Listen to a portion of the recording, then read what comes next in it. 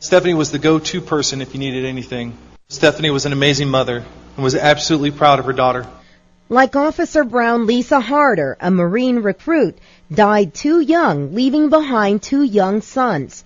Ryan Harder, Lisa's ex-husband, says all his sons have now are his memories of who she was. A loving mother who was very dedicated to both of our children. Harder and Officer Brown have something else in common. Officer Brown was killed when Christopher Valderramos crashed into her last month.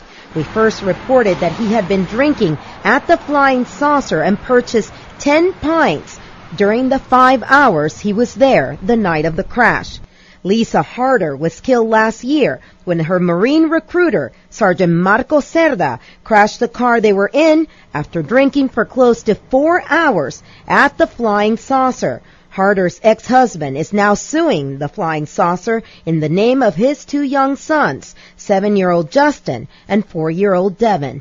What that came to mind was thinking about the incident that occurred last year when the mother of 2 of my children and my ex-spouse also died at the hands of a drunk driver, which departed that establishment. Fox San Antonio has obtained Marco Cerda's receipt from the night of the accident. It shows 27 drinks were purchased and there were 2 guests. The $184 tab was closed out at 1:42 a.m. According to a police report, an hour later, Cerda lost control of his vehicle on Highway 90.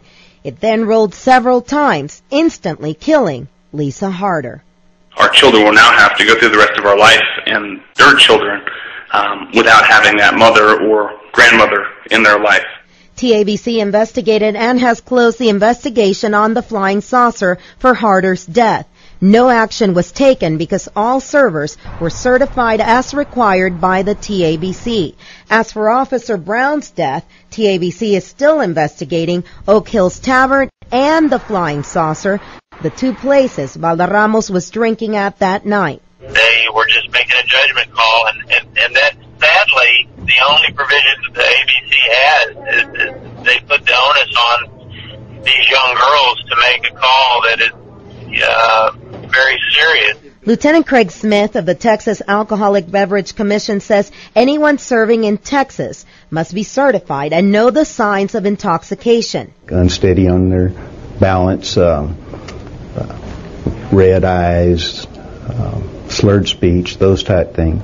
Also to be aware of how many drinks they've been served, keep track of how many alcoholic beverages a person consumes. Unfortunately, all of these things won't bring back Lisa Harder or Stephanie Brown, 2 mothers who just wanted to serve their country. Yami Virgen, Fox News at 9.